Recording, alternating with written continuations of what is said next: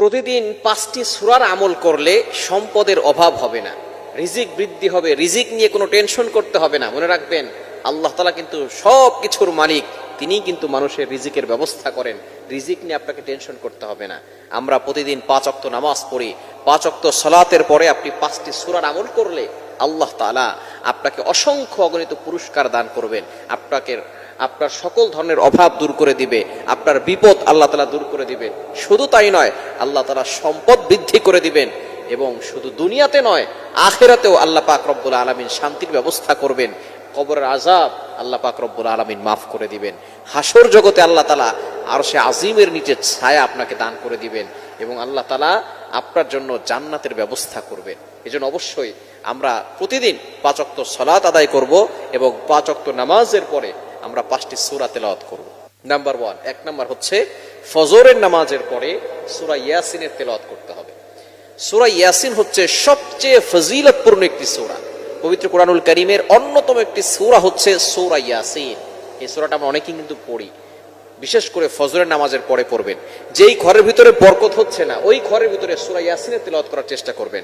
যেই দোকানের ভিতরে বরকত নাই, ব্যবসায় লস হচ্ছে, আপনি ফজরের নামাজ পড়েন, এরপরে দোকান খোলেন, এরপরে আপনি সূরা ইয়াসিন তেলাওয়াত করেন, দেখবেন আল্লাহ তাআলা ওই দোকানের ভিতরে বরকত নাজিল করবেন। প্রতিষ্ঠানে সূরা ইয়াসিন পড়েন, প্রতিষ্ঠানে আল্লাহ পাক রব্বুল আলামিন বরকত নাজিল করবেন। আমরা 10টা 11টার সময় দোকান খুলি, এজন্য দোকানে কোনো বরকত নাই। মনে রাখবেন, ফজরের পরের সময়টা খুব বরকতময়। এই সময়ের জন্য নবী সাল্লাল্লাহু আলাইহি ওয়াসাল্লাম নিজে দোয়া করেছেন। বুখারী শরীফের হাদিস রয়েছে, আল্লাহুম্মা বারিক লি উম্মতি ফি বুকুরিহা, আয় আল্লাহ আমার উম্মতের সকালটা তুমি বরকতময় করে দাও। আল্লাহ কবুল করেছেন, এজন্য সকালটা বরকতময়। ফজরের নামাজের পরে দোকান খুলবেন, দেখবেন ওই দোকানে বরকত আছে। এবং সূরা ইয়াসিনের তেলাওয়াত করবেন। সূরা ইয়াসিনের তেলাওয়াত করলে আল্লাহ তাআলা অভাব দূর করে দেন, বিপদ আপদ থেকে হেফাজত করেন, ভয় দূর করেন, দুশমনের অ্যাটাক থেকে আল্লাহ আপনাকে হেফাজত করবেন। এজন্য ফজরের নামাজের পরে সূরা ইয়াসিন মাস্ট বি তেলাওয়াত করবেন।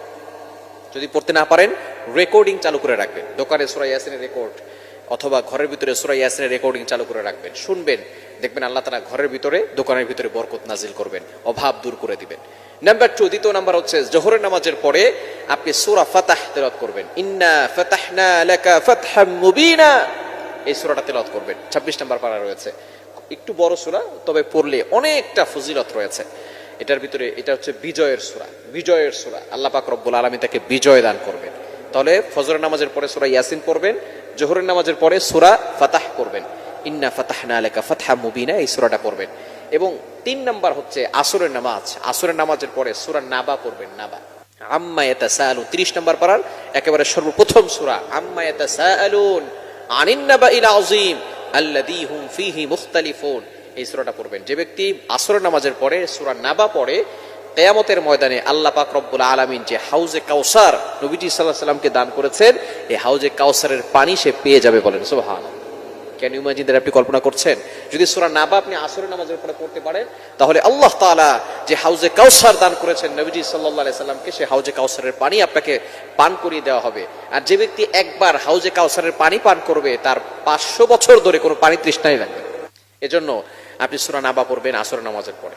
4 নাম্বার, মাগরিবের নামাজের পরে সূরা ওয়াকিয়া পড়বেন। আব্দুল্লাহ ইবনে মাসউদ রাদিয়াল্লাহু তাআলা আনহু, তিনি যখন অসুস্থ হয়ে পড়লেন, হঠাৎ করে তার মেয়েরা যখন তার সেবা শুশ্রূষা করছে, তখন ওসমান রাদিয়াল্লাহু তাআলা আনহু খলিফা আমিরুল মুমিনিন হযরত ওসমান রাদিয়াল্লাহু তাআলা আনহু, তিনি চলে গেলেন আব্দুল্লাহ ইবনে মাসউদ রাদিয়াল্লাহু তাআলা আনহুর বাসায়।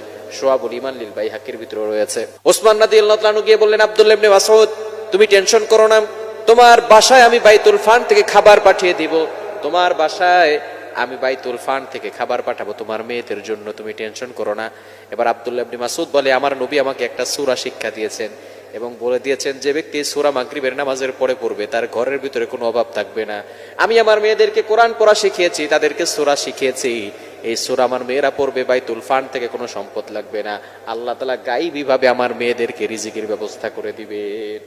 আব্দুল্লাহ ইবনে মাসউদ রাদিয়াল্লাহু তাআলা বলেন, সেই সূরাটা হচ্ছে সূরাতুল ওয়াকিয়া। ঘরের ভিতরে অভাব দেখে গেছে, ঘরের ভিতরে টাকা পয়সা নাই, মরিচের জন্য কারো কাছে যেতে হবে না, আল্লাহ আপনার ঘরের ভিতরে বরকত দিয়ে দিবেন।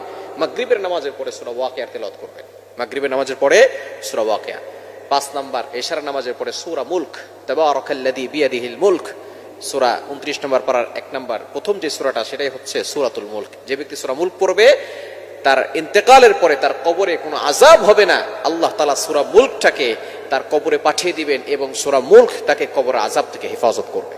সুতরাং এই 5 ওয়াক্ত নামাজের পরে 5টি সূরা পড়বেন। ফজরের নামাজের পরে সূরা ইয়াসিন, জোহরের নামাজের পরে সূরা ফাতাহ এবং মাগরিবের আসরের নামাজের পরে সূরা নাবা, মাগরিবের পরে সূরা ওয়াকিয়া, ইশার নামাজের পরে সূরা মুলক। এই 5টি সূরা পড়লে আল্লাহ পাক রব্বুল আলামিন অভাব দূর করে দিবেন, সম্পদ বৃদ্ধি করবেন, দুনিয়াতেও আল্লাহ তাআলা সুখ শান্তি দিবেন, আখিরাতেও আল্লাহ তাআলা সুখ শান্তির ব্যবস্থা করে জান্নাতের ব্যবস্থা করে দিবেন।